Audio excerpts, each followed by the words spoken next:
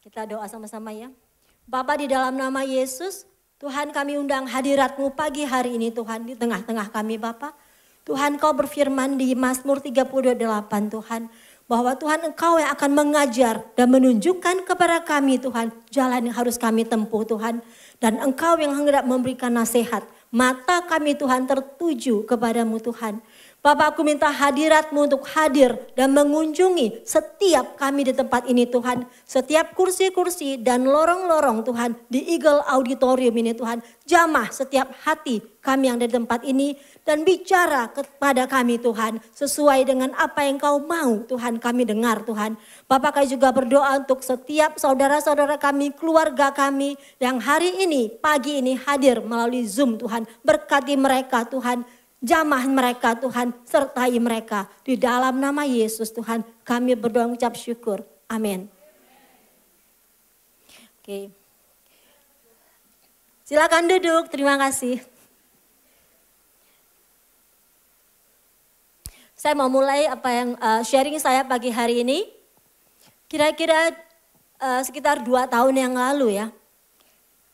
Waktu itu kita ada meeting dengan Apostol Indri mengenai Kersel. Sistem Kersel, kepemimpinan dan semuanya yang ada di Kersel itu kita diskusi sama Apostol, kita meeting, kita terima input dari Apostol semuanya. Dan di saat meeting tersebut Apostol tuh ngomong gini,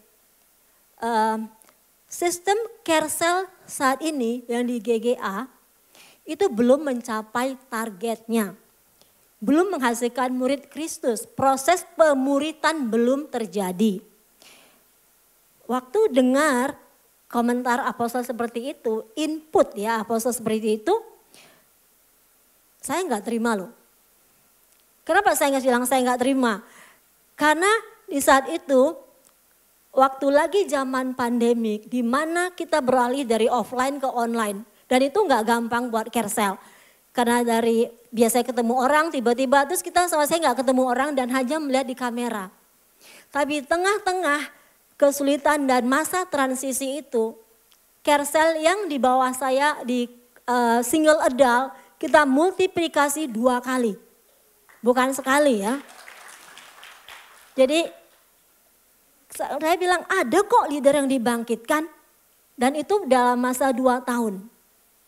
Karena pada saat saya mimpin Kersel tuh saya ngikutin step by step dengan buku-bukunya apa yang diajarkan. Makanya saya waktu Apostol ngomong seperti itu, saya di hati saya nggak terima.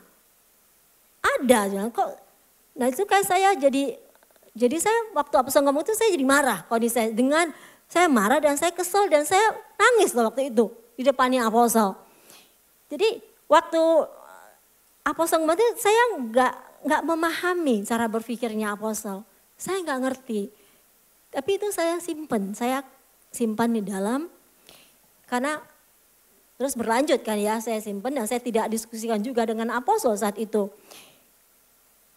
Kondisi saat itu juga Apostol sedang menghadapi banyak tantangan. Banyak serangan-serangan yang beliau hadapi. Dan serangan-serangan itu gila-gilaan gitu ya. Serangan itu bahkan dari lingkar dalamnya Apostol. Baik dari luar maupun dalam. Itu Apostol mengalami banyak sekali serangan. Dan itu serangan bukan biasa-biasa saja ya. Dan itu serangan itu bahkan yang Apostol tidak pernah pikirkan, tidak pernah bayangkan dan tidak pernah alami sebelumnya. Sampai serangan itu membawa beliau tuh ke ranah legal, ke ranah hukum. Dan saya tahu waktu itu pasti nggak mudah buat Apostol. Pasti tidak gampang buat beliau tuh menghadapinya. Dan di saat itu beliau juga sendiri. Cuman anehnya, karena saya satu ruangan kerja sama Apostol ya. Anehnya saya tuh melihat kok beliau ini beda. Beliau tuh merendam dirinya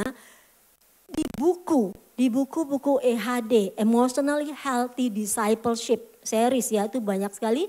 Ada Emotional Healthy Spirituality, Emotional Healthy Relationship, Day by Day. Itu pegangannya tiap hari. Pagi, siang dan malam tuh saya lihat tuh beliau tuh terus pakai buku, terus baca buku, terus merendam diri dengan buku itu. Dan apa yang saya lihat, Dan itu bukan dalam jangka waktu yang singkat sebulan atau no. Itu bahkan dalam jangka waktu lebih dari 4 tahun saya melihat beliau itu seperti itu setiap hari.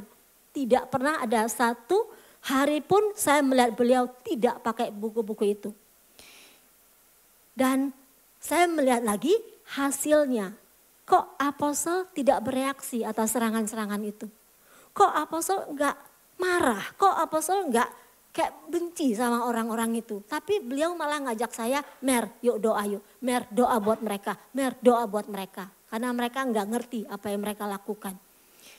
Saya bilang kok apostol beda ya? Apostol yang saya kenal dulu sama sekarang kok lain ya? Apa sih rahasianya apostol sampai bisa berubah sedemikian rupa? Dengan perubahan apostol seperti itu, kondisi di kantor itu berubah. Jadi kondisinya lebih tenang, lebih nyaman dan saya bisa mulai bicara sama beliau. Saya bisa mulai mengemukakan isi hatinya saya. Saya bisa ngobrol sama beliau. Dan kemudian waktu saya bilang apostol kok berubah seperti ini ya? Saya bilang itu. Apostol keluarin buku-bukunya di meja, semuanya banyak berderetan bukunya.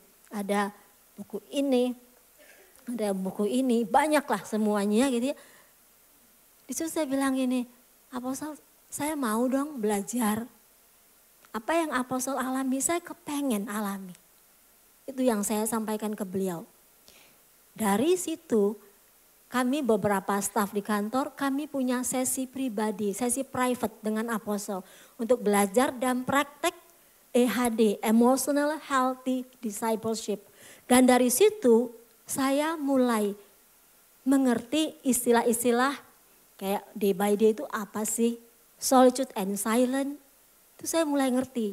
Saya mulai belajar dan saya mulai praktek apa yang apostol ajarkan.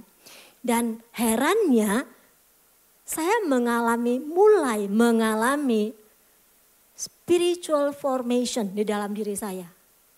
Dan hal ini tidak tergantung sama apostol, tapi itu berdasarkan pengalaman pribadi saya dengan Tuhan sendiri yang menuntun saya melalui saya praktek day by day setiap hari. Itu yang saya alami. Saya bilang, kok enak ya ngalamin kayak gini ya. Pantesan apostol merendam dirinya di buku-buku ini sampai lebih dari 5 tahun loh. Saya bilang saya baru sebentar kok saya ngalamin enak ya. Makanya saya kepengen banget waktu itu ngalamin karena saya melihat apostol lakukan itu dan apostol tidak memaksa saya loh. Dia tidak bilang Mary belajar ini ya belajar ini. Enggak, sama sekali tidak. Tapi apostol lebih memodelkan ke saya dan saya melihat hasilnya. Waktu saya mengecap hasilnya, saya kepengen ngelakukannya. Saya kepengen juga belajar. Itu yang saya alami waktu itu. Kemudian saya mengajak, nah ini saya cerita lagi. Pada tanggal 4 Oktober, baru kemarin ya, sekitar awal bulan kemarin, saya berangkat ke Bali. Waktu itu sama Ruth saya berangkat ke Bali, apostol tidak ke Bali. Jadi saya yang berangkat ke Bali sama Ruth, kita berangkat jam 6.30 pesawat pagi, di rumah kita jam 4 kita udah berangkat. Dan saya tuh di pesawat saya duduk di jendela. Kemudian duduk itu saya rileks, saya buka buku ini. Ini ada di tas saya terus, kemanapun saya pergi, saya mengikuti apostol saya mengikuti model yang dicontohkan kepada saya. Saya melihat apostol tidak ada buku ini, jadi saya belajar bawa buku ini terus. Oke, saya mau ngajak kita semua untuk baca dari devotional. Apakah ada yang bawa buku ini enggak hari ini? Enggak ada ya? Oke, saya mau mengingatkan, minggu kemarin, hari Kamis kemarin, kita belajar kelas Practicing the Way. Di buku Practicing the Way itu, ada judul bab namanya Crafting the Rule of Life. Okay. Membuat rule of life. Teralis dalam hidupnya kita. Di kelas itu, sesi itu, John McComber mengajarkan kepada kita, untuk kita yang pemula membuat rule of life, kita mulai dari hal-hal yang kecil. Kita start small. Ya. Kita begin with the subtraction, not addition. Ya, karena apa? We need an intentional plan for our spiritual formation. Kita butuh secara disengaja untuk melakukannya. Kenapa kita bawa buku ini? Kenapa dia bilang for first time kita start small and begin with subtraction and not addition. Kenapa dia bilang itu jangan menjadi beban tambahan. Karena kadang-kadang kita kalau mungkin perempuan-perempuan ya, ladies pada ibu-ibu, pada yang kerja di kantor gitu ya. Kalau buku ini kita tulis, aduh buku ini aku udah bawa banyak banget di tasku, bawa segala macam. Ada tambahan apa lagi nih di tas aku ya, berat banget nih, maksudnya nambahin agenda kerjaku, agendaku, hidupku gitu loh. Tapi kita harus punya sikap gini, Tuhan aku butuh kamu sepanjang hari ini. Aku butuh kamu untuk nuntun aku loh Tuhan. Karena aku gak ngerti bagaimana aku melewati hari-hariku tanpa Engkau loh Tuhan. Aku butuh kamu Tuhan untuk memimpin aku. Waktu kita punya sikap hati seperti itu. Waktu kita bawa buku ini is not a must. Ini bukan suatu keharusan. Tapi karena kita kepengen, kita haus sama Tuhan. Kita mau untuk hidup kita dituntun sama Tuhan. Karena kita nggak tahu apa yang akan kita alami, apa yang akan kita lalui sepanjang hari itu. Makanya waktu kita buka tas kita bawa buku ini akan mengingatkan kita, aku sudah datang ke Tuhan belum ya? Aku udah memberikan space buat ke Tuhan belum hari ini? Buku ini akan mengingatkan kita. Oke? Saya encourage setiap kita, kemanapun kita berada, bawa buku ini. Ini buku kecil sekali dan ringan. Oke, saya lanjutkan. Kita akan baca. Kalau gitu saya aja yang baca ya dari devotionalnya ya. Saya waktu itu membaca dari week 1 di hari keempat morning. Itu mengenai kisah Marta dan Maria. Saya percaya kita semua sudah sering mendengar ya kisah ini. Dan saya pun juga sudah sering mendengar kisah Maria dan Marta. Dan sudah berpuluh-puluh kali saya mungkin dengar di gereja ini juga apostol pernah ngajarin.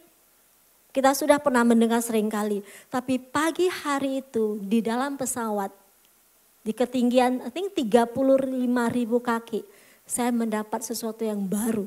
Pewahyuan yang baru yang Tuhan bukakan ke saya yang saya gak akan bisa lupa lagi sejak saat itu. Saya akan baca devotionalnya. Ini bahasa Inggris ya.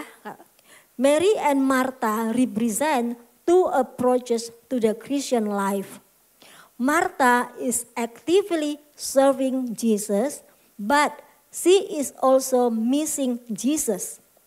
She is busy in the doing of life. Her life is pressure and filled with distraction. Her duties have become disconnected from her love for Jesus. Martha's problem, however, go beyond her busyness. I suspect if Martha were to sit at the feet of Jesus, she would still be distracted by everything on her mind. Her inner person is touchy, irritable, and anxious. Mary, on the other hand, is sitting at the feet of Jesus, listening to him. She's being with Jesus, enjoying intimacy with him, loving him, and taking pleasure in his presence. Her life has one center of gravity, Jesus. I suspect that if Mary were to help with the many household chores, she would not be worried or upset. Why? Her inner person has slowed down enough to focus on Jesus and to center her life on him. Our goal is to love God with our whole being, to be consistently conscious of God through our daily life, whether we are stopped like Mary, sitting at the feet of Jesus, or active like Martha, taking care of the tasks of life. Waktu baca devotional ini, saya baca berkali-kali. Saya Setiap kata-katanya, setiap kalimatnya saya baca. Waktu saya baca ini berkali-kali, saya melihat kok Marta ini persis saya. Persis saya Marta ini. Gak ada bedanya. Kaget tuh saya, padahal kisah ini saya udah dengar, saya udah baca, saya udah tahu kisah ini cukup lama. Tapi kali ini kok saya bisa melihat, aduh kok aku Marta banget ya. 100% saya itu Marta banget. Di kantornya Apostel, bahkan Apostel sendiri memang suka menjamu tamu. Jadi di kantor itu selalu ada tamu atau ada meeting atau apapun juga karena memang banyak tamu. Banyak acara juga ya. Jadi nah kalau misalnya Apostel udah bilang, oke Mer nanti hari gini kita akan ada tamu ya. Kita akan ada begini berapa orang ini. Dan di kepala saya seperti akan langsung ada checklist. Things to do. Piring udah siap belum? Cangkir berapa? Apa aja saya perlukan? Teh, kopi segala macam, kue-kue, snack segala macam. Udah belum? Itu ada di kepala saya terus. Semuanya ada. Dan saya udah mulai bikin semuanya. Dan pada hari hanya saya akan senewen. Oke? Karena di dalam saya itu gimana kalau nggak beres? Gimana kalau nggak beres? Gimana kalau nggak beres? Oke? Jadi kalau ada sedikit aja kesalahan atau yang tidak beres atau mungkin terlambat datang, mungkin kadang-kadang waitress dari Nest atau apa gitu, saya akan marah. Dan orang-orang yang di sekitar saya, yang kadang bantuin saya, yang berada dekat saya, mereka akan tahu jelas. Dan selama ini nggak ada yang suka dekat sama saya. Karena apa, mereka akan kena semburan apinya gitu. Karena saya akan marah, karena saya akan kesel gitu loh. Kenapa kok ini nggak selesai, kenapa kok ini kurang, kenapa kok ini gini. Itu saya.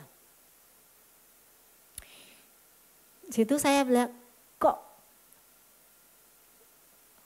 Situ kan tadi di devotional kita dengar Marta sibuk. Bian lebih sibuk sebetulnya dari kesibukannya dia. Kenapa? Pikirannya dia yang sibuk. Pikirannya ke distract. Pikirannya dia yang sibuk sana sininya. Jadi bukan barang-barangnya, bukan apa yang dia lakukan, tapi lebih ke sini. Dan yang saya pelajari lagi, Marta melayani Yesus tidak bertanya dulu kepada Yesus.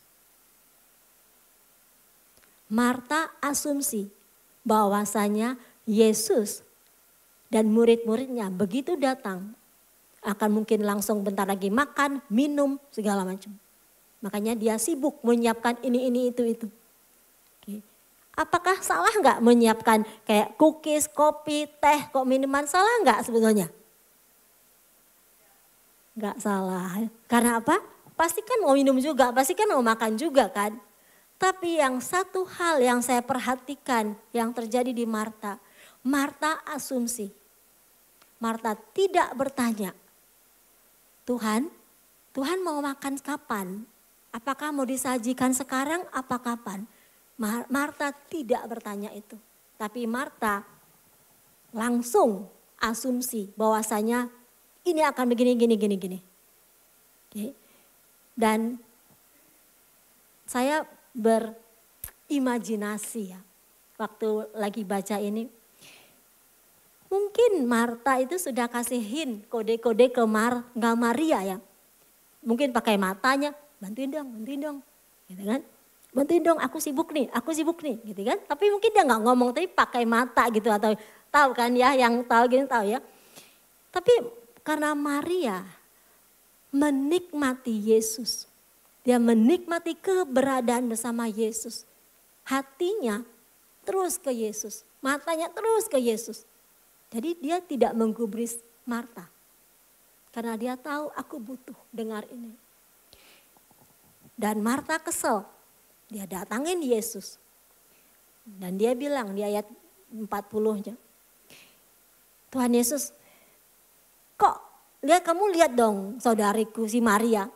Kok dia duduk-duduk aja tuh? Kok dia membiarkan aku sendirian sibuk? Apa dia nggak bantu aku? Suruh dong dia bantu aku. Si Marta berani loh marah sama Yesus. Padahal Yesus itu Tuan, Rabi. Di zaman dahulu di kebudayaan Yahudi, Rabi itu sangat dihormati. Dan orang-orang murid-muridnya akan duduk mengelilingi dia. Karena dia adalah pribadi guru yang sangat dihormati di saat itu. Tapi apa yang Marta lakukan? Dia sibuk urus sana sini-sini, malah marahin Yesus lagi. Itu yang saya perhatikan. Another thing yang saya perhatikan. Saya lihat Maria. Maria duduk diam di kaki Yesus. Waktu saya baca devotional ini mengenai Maria di pesawat ya. Seminggu setelah itu saya kembali. Saya nangis loh.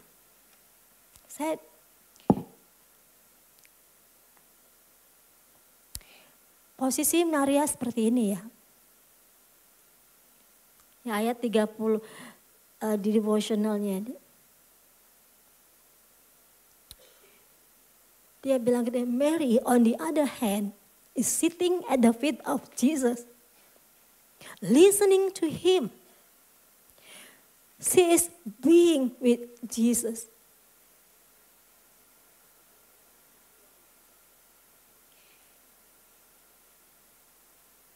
Enjoying intimacy with him. Loving him. Dan ini satu hal yang ini. Taking pleasure on his presence.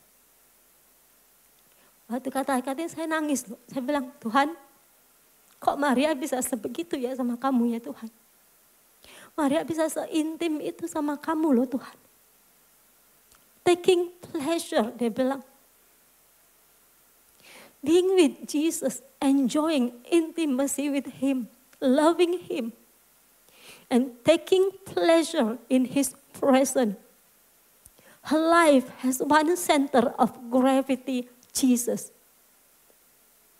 Maria hanya pengen satu hal, ya, berdiam bersama Yesus, menikmati Yesus. Itu yang Maria lakukan, itu yang Maria duduk di kaki Yesus dan fokus sama Yesus. Dia gak kepengen apa-apa lagi.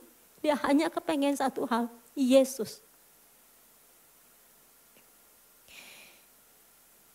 Saya nangis loh waktu baca itu. Saya bilang, Tuhan, bisa gak aku taking pleasure sama kamu Tuhan? Waktu aku datang ke kamu, bisa gak aku taking pleasure? Enjoying you Lord, loving you. Tanpa ada agenda apapun juga loh Tuhan. Taking pleasure Tuhan in your presence.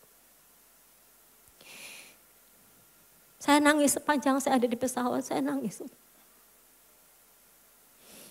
Aku mau Tuhan, taking pleasure, menikmati apa yang Maria nikmati.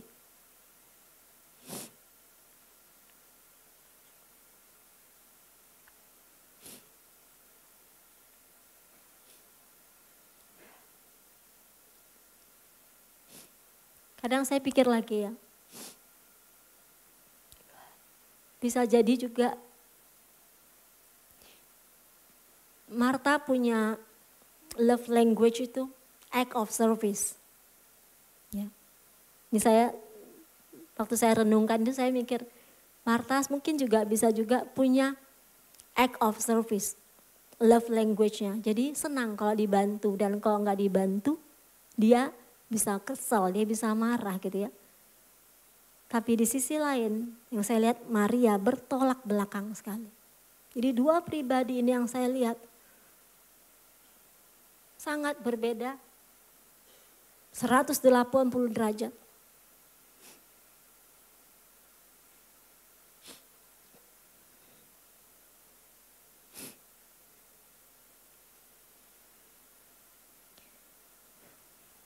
Kata-kata taking pleasure itu nggak pernah saya bisa lupa. Taking pleasure in your presence. Saya tidak akan pernah bisa lupa.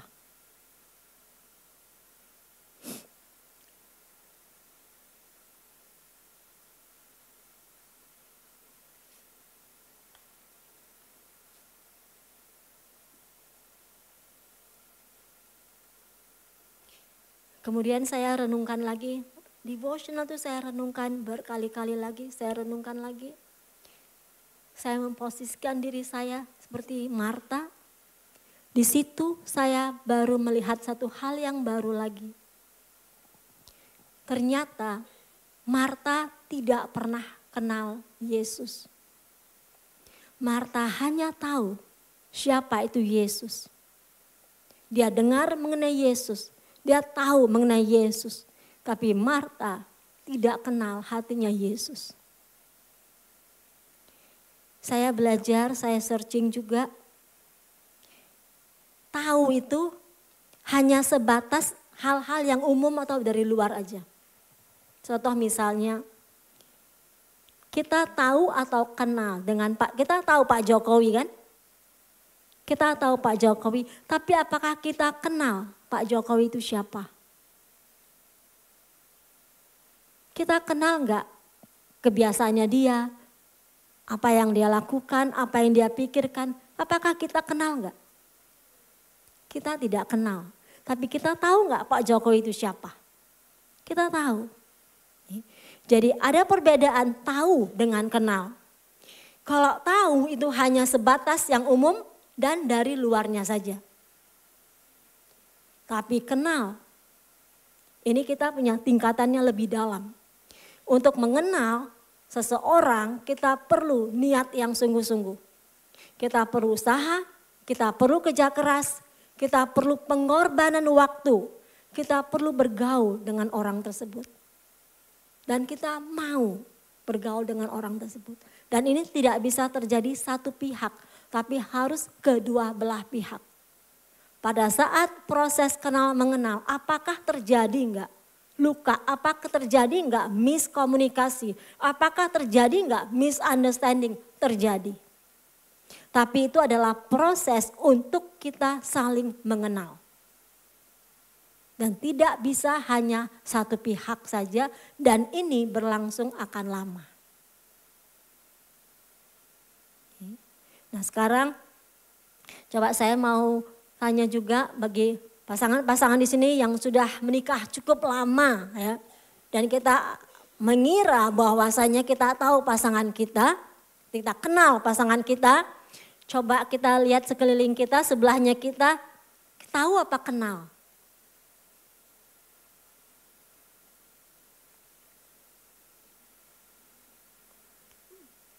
Banyak yang senyum-senyum di sini ya.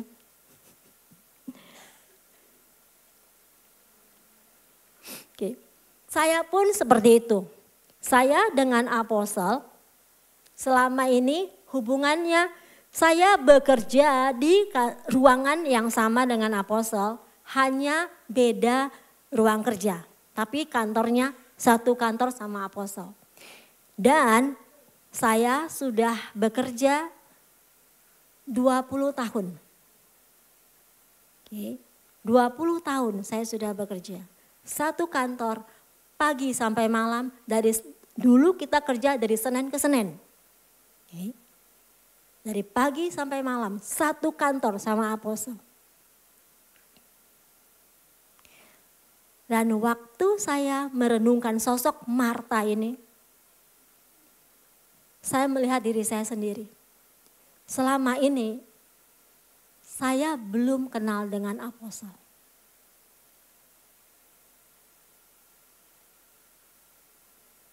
I thought I know her. Saya kira saya sudah mengenal apostel.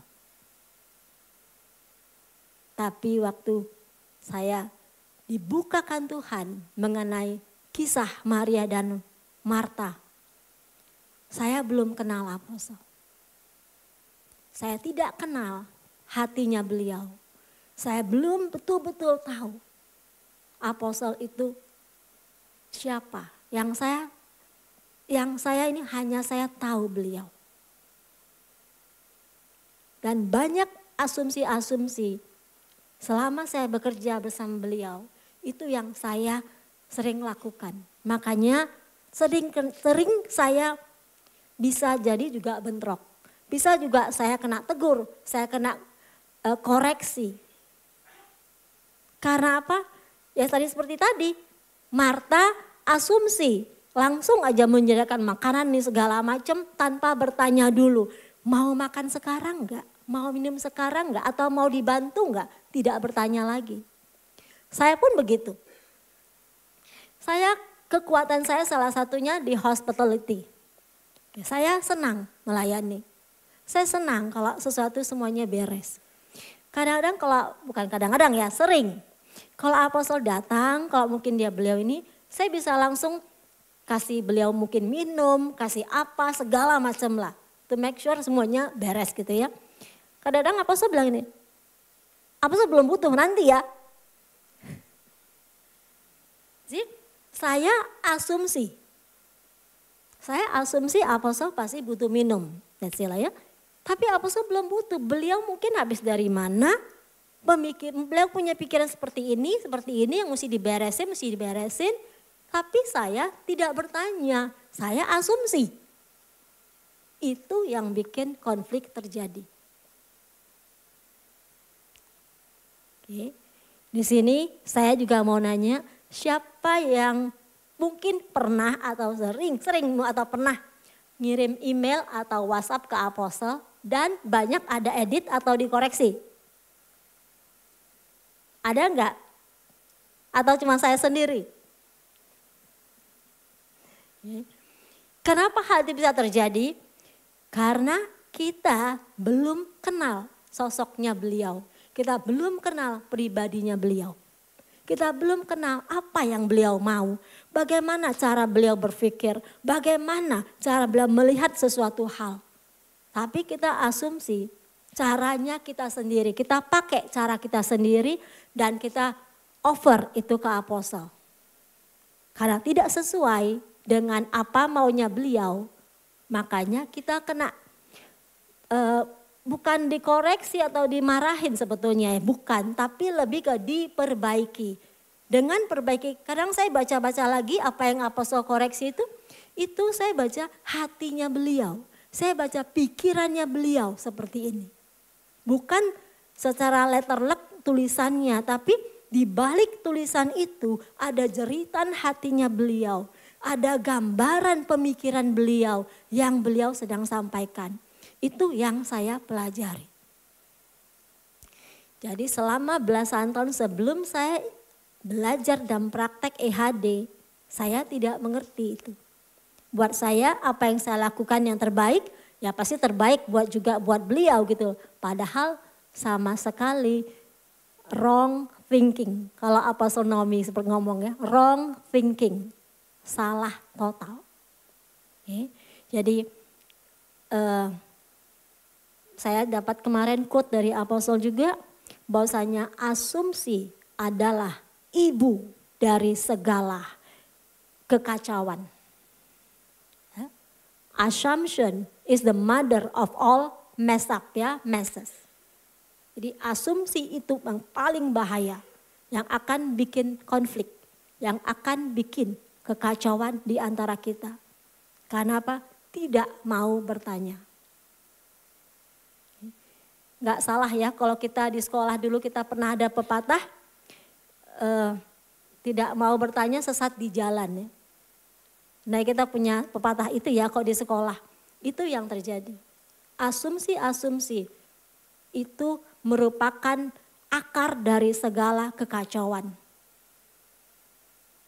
Jadi please sekarang dengan saya belajar begini ya, devotional begini, saya mulai kalau ada apa saya bertanya, apostol ini gimana, mau ini enggak, mau ini enggak.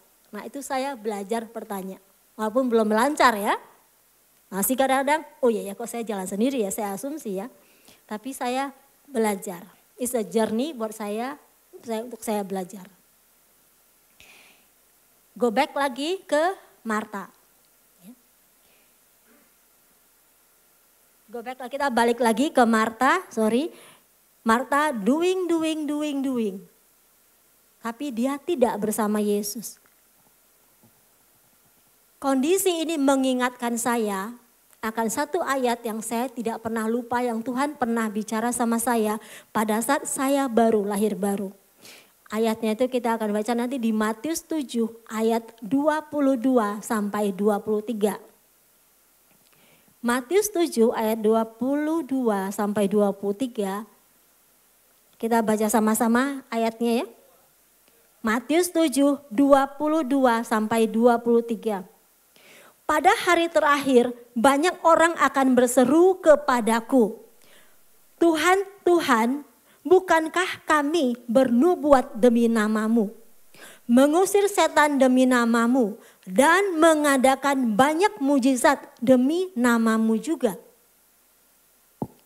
Jawab Yesus, pada waktu itulah aku akan berterus terang kepada mereka dan berkata, aku tidak pernah mengenal engkau, enyahlah daripadaku kamu sekalian pembuat kejahatan. Ayat ini relate ke saya, sangat bicara keras sama saya. Saya kerja di lingkungan gereja loh. Otomatis saya ada di pelayanan. Saya pegang Kersel, sekarang saya juga di TL, doakan orang. Lingkungan saya juga semuanya orang Kristen, kebanyakan orang Kristen. Kalau dilihat dari luar, saya sepertinya rohani. Ya kan, kalau ditanya, Mary kerja di mana? Gereja. Pasti kan konteksnya, oh di gereja ya. Tapi kenyataannya, saya tidak kenal Tuhan. Saya Kristen. Tapi saya bukan pengikut Kristus. Saya tidak kenal Yesus itu siapa. Saya tahu dia, saya tidak kenal dia. Kalau saya tiba-tiba pada saat itu saya mati.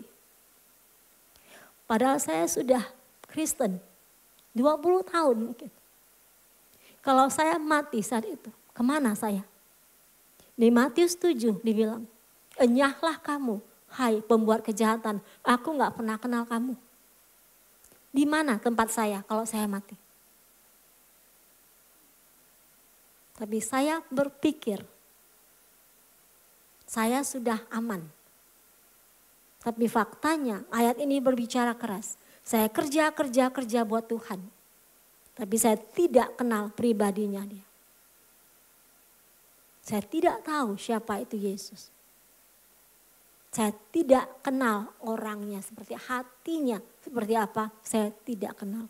Saya cuma tahu, saya tahu. Dari Alkitab saya tahu, dari pengajaran orang saya tahu. Tapi saya tidak kenal pribadinya beliau.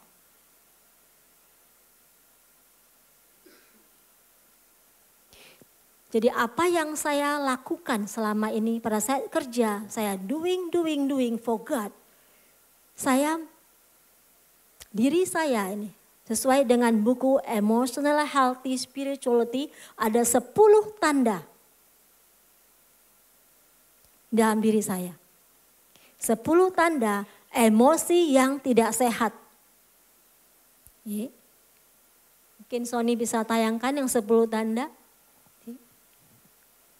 Jadi apa yang saya lakukan selama ini, semua tanda 10 tanda ini tuh ada di saya. Saya using God to run from God. Saya ignoring my anger, sadness and fear. I'm dying to the wrong things. I'm denying the impact of the past of the present. I'm dividing life into secular and sacred compartment. I'm doing for God instead of being with God.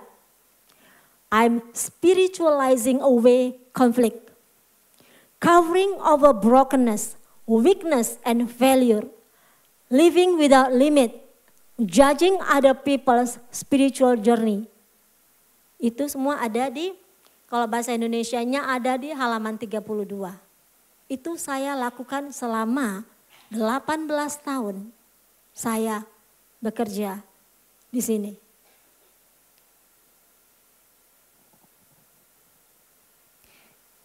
Semua simptom itu adalah manusia palsu saya. Yang saya bawa-bawa selama 18 tahun. Itu yang saya sadar ini, saya ngeri loh saya. Aduh, bahaya banget nih saya kalau saya nggak sadar ini. Saya selama ini saya bawa diri saya. Saya pikir saya rohani. Tapi ternyata tidak sama sekali. Melalui belajar dan praktek EHD, Emotional Healthy Discipleship, dan buku ini juga Day by Day dan Emotional Healthy Relationship, baru saya mengerti bahwa bagi Tuhan yang paling penting hubungan adalah segalanya. Tuhan mau saya menikmati Dia. Tuhan mau saya intim dengan Dia. Tuhan mau mendengar tentang saya. Tuhan mau isi hatinya saya. Tuhan mau tangisan saya. Tuhan mau sukacitanya saya. Tuhan mau semuanya yang ada di saya hanya untuk Dia.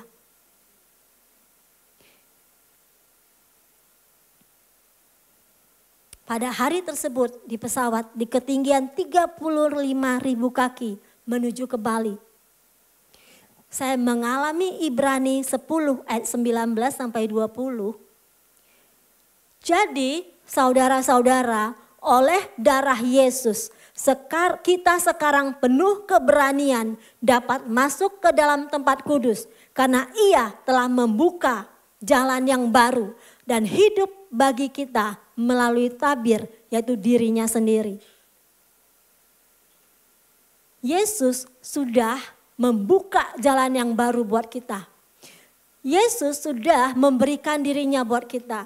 Dan ini kalau kita baca di TPT-nya ya, Sony bisa keluarin TPT-nya ya. Nah itu dari Lukas 10 ayat 42 TPT, itu dia bilang, Mary has discovered the one thing most important by choosing to sit at my feet. She is undistracted and I won't take this privilege from her. Apa yang Tuhan sudah berikan, jalan yang sudah Tuhan buka, Tuhan tidak akan ambil kembali. Tuhan tidak akan ambil balik yang Dia sudah berikan. Bagian kita hanya datang ke Dia, bagian kita hanya masuk ke tempat Dia. Karena jalan itu sudah terbuka. Kita nggak usah susah untuk masuk ke situ. Kita nggak susah lagi cari di mana tempat, tapi Tuhan sudah buka jalan itu. Dia sudah kasih dirinya, sudah berikan dirinya. Dan itu ada privilege yang Tuhan tidak pernah ambil dari kita kembali.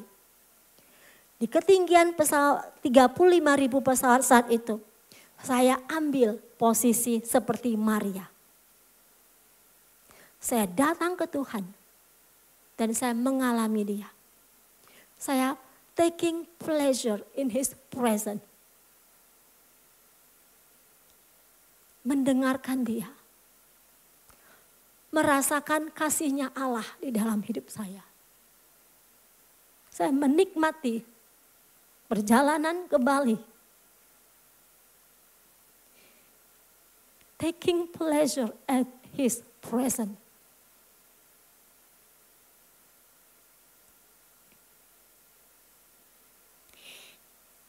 Dan ini adalah hak istimewa buat kita datang kepada Dia.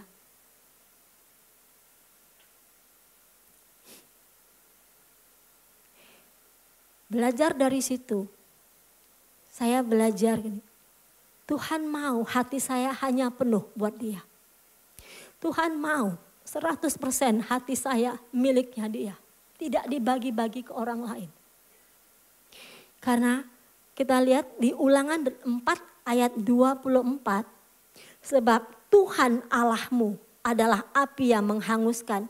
Dia Allah yang cemburu. Saudara-saudara, Bapak dan Ibu, kalian yang menikah, mungkin yang lagi pacaran atau apa, kalian tahu apa itu artinya cemburu. Kalian tahu kalau pasangan kita mengkhianati kita. Kalian tahu apa itu namanya cemburu, itu kalian tahu. Di sini, Yesus cemburu ilahi kepada kita. 1 Korintus 6 ayat 19-20 dia bilang itu. Atau tidak tahukah kamu bahwa tubuhmu adalah bait Roh Kudus yang diam di dalam kamu. Roh Kudus yang kamu peroleh dari Allah dan bahwa kamu bukan milik kamu sendiri. Di ayat ini Tuhan ngomong sekali lagi, kamu milikku yang aku sudah tebus, aku sudah beli dengan darahku. Kamu milikku. Tuhan mau keberadaan kita, hatinya kita 100% hanya untuk Dia saja, bukan untuk yang lain.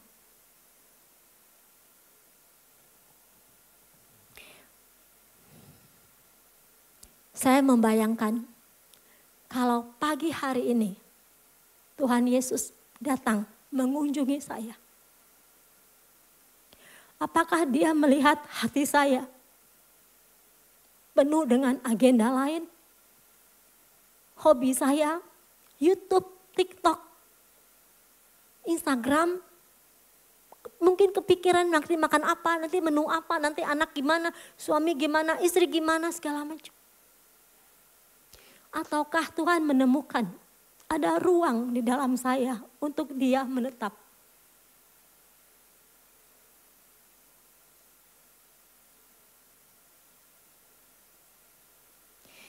Saya bilang, Tuhan, lihat aku loh Tuhan.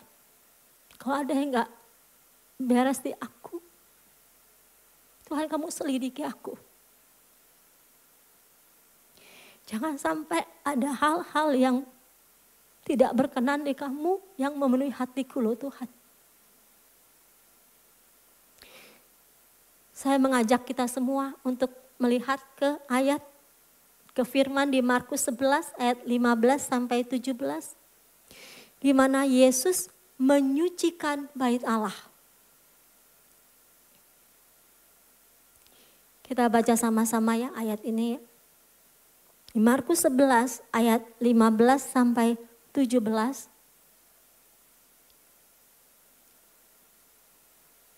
Oke, kita baca sama-sama 1, 2, 3. Lalu tibalah Yesus dan murid-muridnya di Yerusalem. Sesudah Yesus masuk ke bait Allah, mulailah ia mengusir orang-orang yang berjual beli di halaman bait Allah. Meja-meja penukar uang dan bangku-bangku pedagang merpati dibalikannya. Dan ia tidak memperbolehkan orang membawa barang-barang melintasi halaman bait Allah.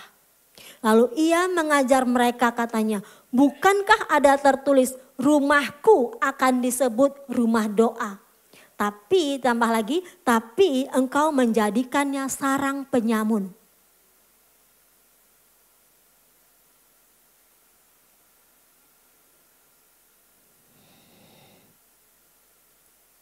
Tuhan mau hati kita 100% untuk Dia, hanya untuk Dia.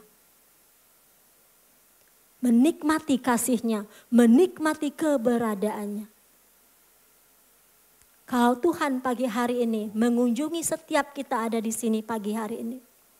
Apa yang Dia temukan? Apakah Dia ketemukan hati kita penuh dengan hobi kita?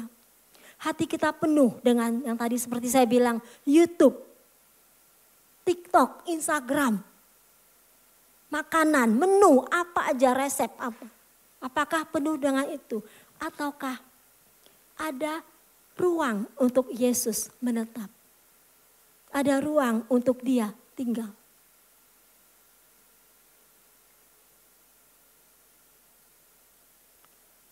Tuhan mau datang ke dalam kita. Tuhan mau tinggal di dalam kita. Dia sudah memberikan privilege. Dia sudah buka jalannya kepada kita. Bagian kita tinggal masuk ke situ. Bagian kita tinggal datang ke Dia.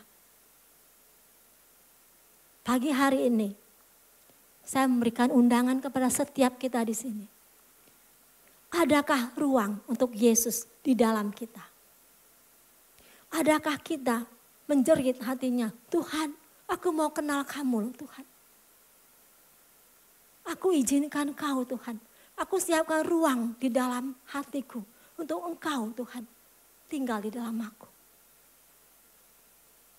Saya ajak semua kita untuk bangkit berdiri.